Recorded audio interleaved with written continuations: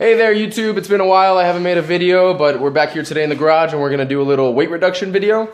And today specifically we're going to be working on how to get the doors as light as possible. A lot of people skip this and it's not really recommended for street cars, but if you're going to be doing a roll cage or a full track car or kind of just want to risk it and get the most weight you can out of the car, this is definitely a video for you. First things first, a couple of the tools that we're going to be needing today. For example, I like to use a die grinder, and I'll show you in a couple minutes why. We can also use a hammer to hammer things, because hitting things always fixes everything.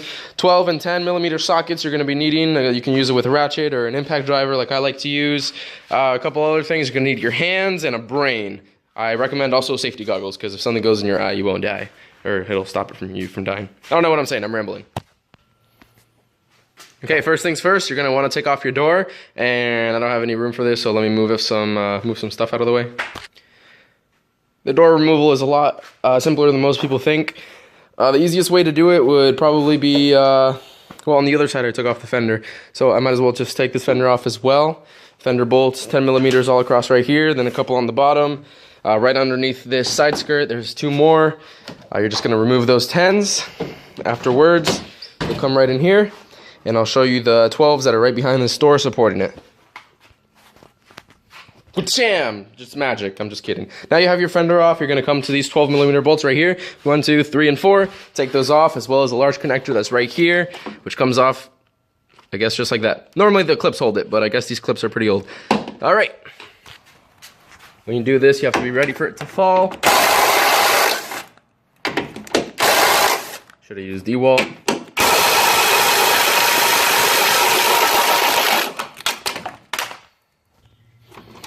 Totally not breaking them loose, not cheating.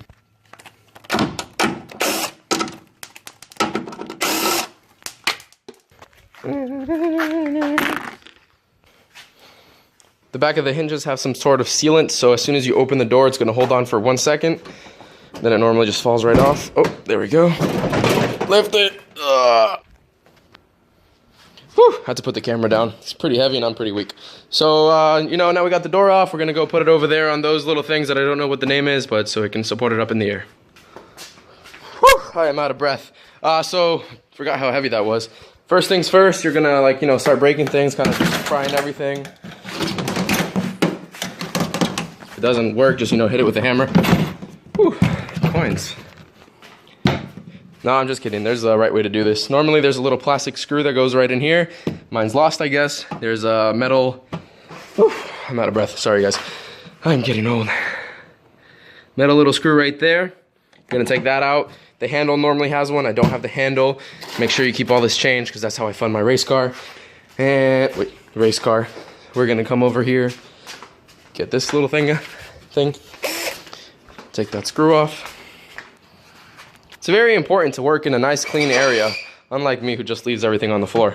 Okay, once that screw is loose, you're going to take this crap off and throw it away, because you're not going to be using it, because door handles are for non-race car people.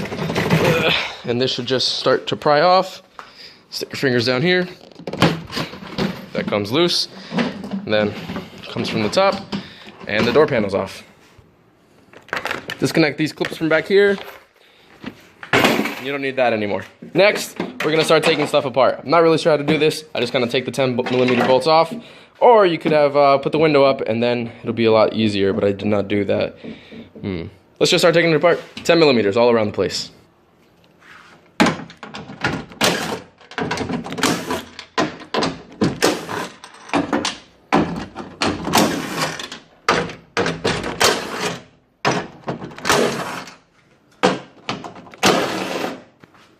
Next thing, we're going to take these Phillips screws right there, right up here at the handle, right this one right there. Take all of that loose. Everything you can, just take it loose. This little stuff like that, take it off. Next thing, I'm going to take the window off the tracks from in here. Got that side off.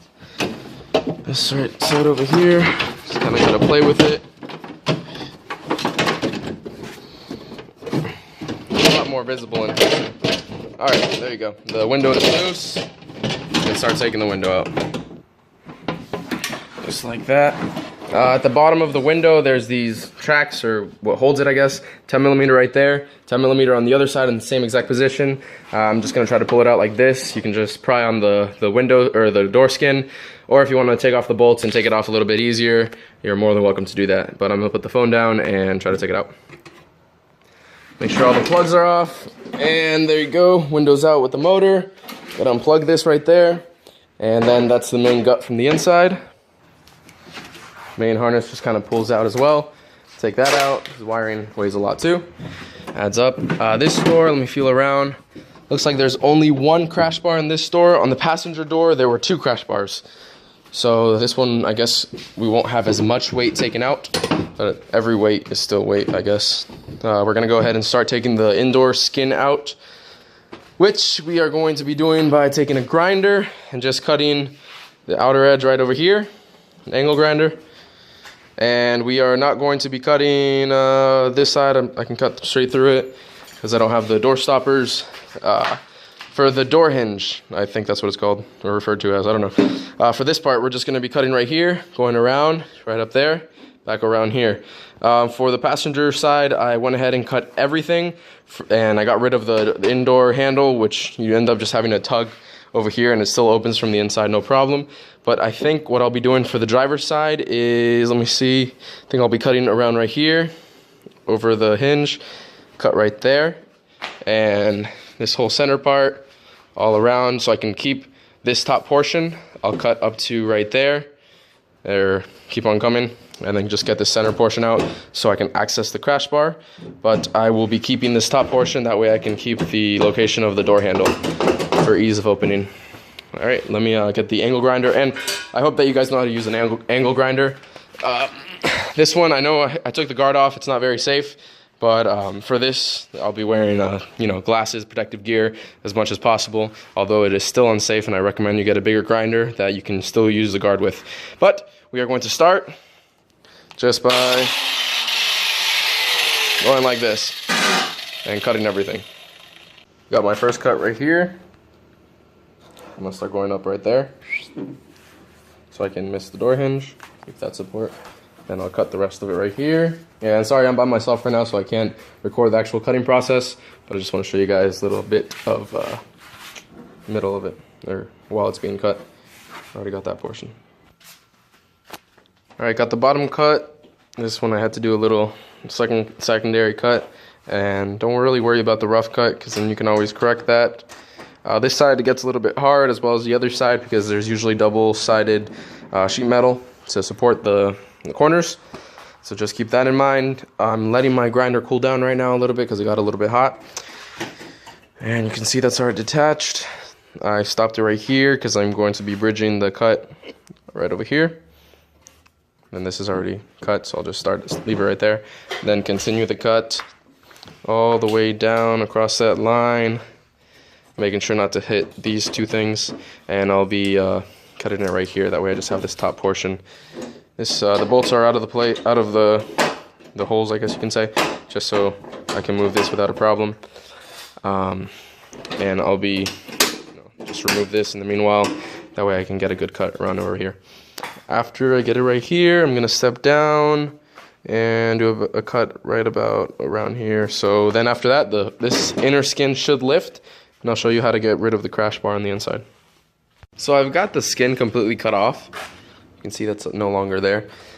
Next thing to do, well, we're going to be cleaning this all up in the future, but next thing to do, you see this big crash bar right here? That's actually where most of the weight is. If you come over here, these little dimples, you can see it's like a circle right there, right there, right there, and right there.